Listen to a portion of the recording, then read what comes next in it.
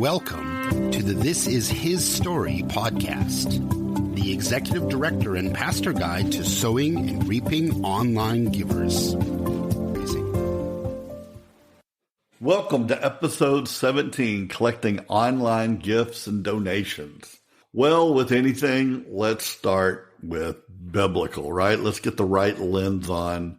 It's so easy when we think about digital and online to think about trends and, the newness of the technology and how it's sort of this separate thing and we need to think differently with it. Well, that's true, except all things biblical and all the lenses we put on should be able to overlay on top of these things. So there's nothing special about digital that changes giving and what motivates people to give. Now, where they're giving it changes, and there are some advantages and disadvantages about online that we don't have offline.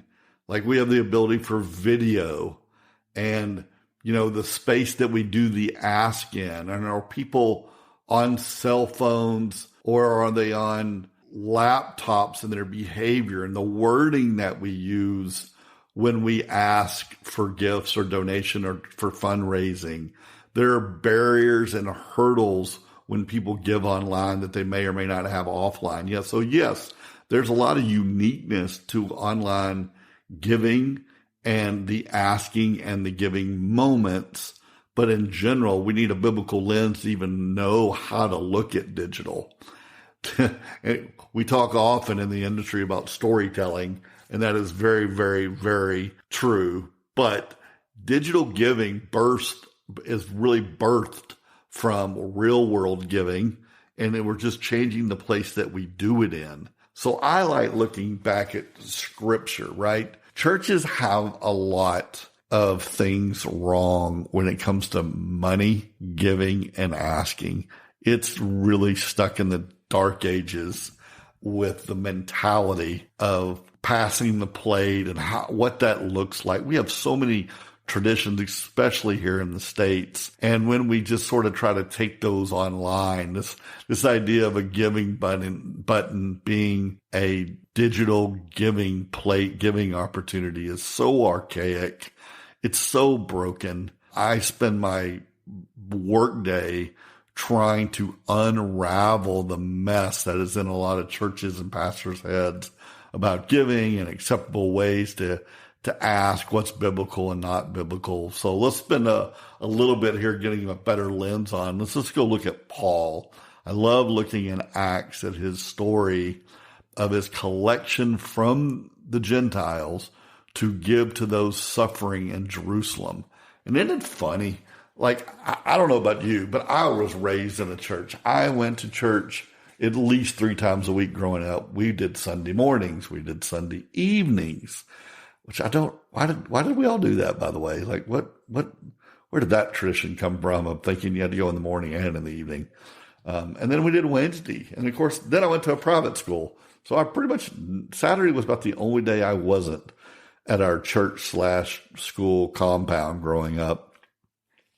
And I would say, I don't think I hardly heard anything about this little thing going on all throughout Acts of Paul being very concerned for the Jews that were within a drought in Jerusalem. And as he was going along his missionary journeys, he was collecting funds to give back to them.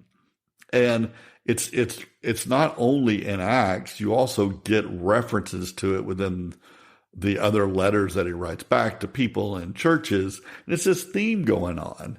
And once again, if you listen to this podcast, you listen to me, I frequently talk about how churches have this wrong idea that a mature Christian gives to the church first, and if they have any extra, then they give to those extra parachurch things, but they have an obligation to give to the church first.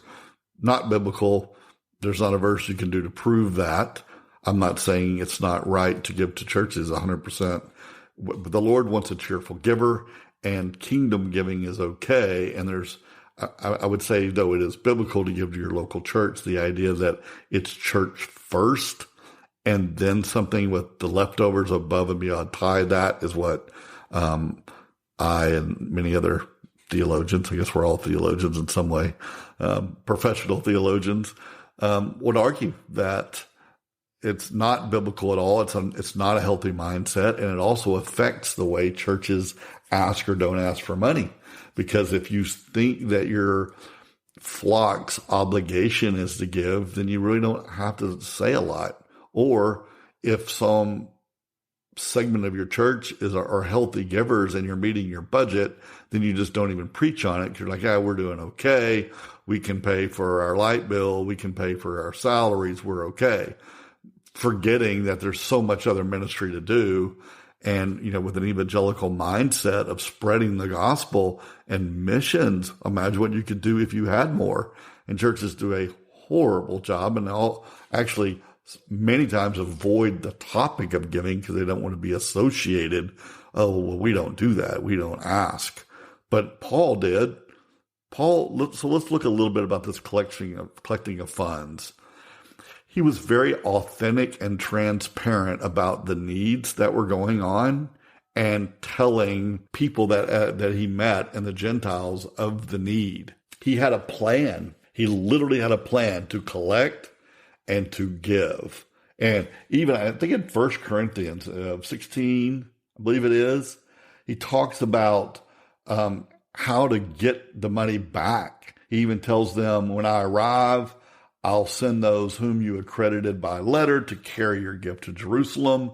If it seems advisable that I should also go, they will accompany me. Like, he had a plan to get the money. He had the story. He's telling a story all along the way. There was a problem. There was a need. It needed to be solved.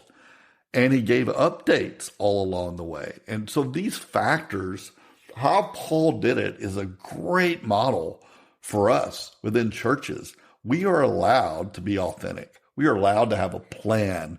We are allowed to tell a story, and we are certainly responsible for updates to people to let them know where the money's going, what we're doing with the money.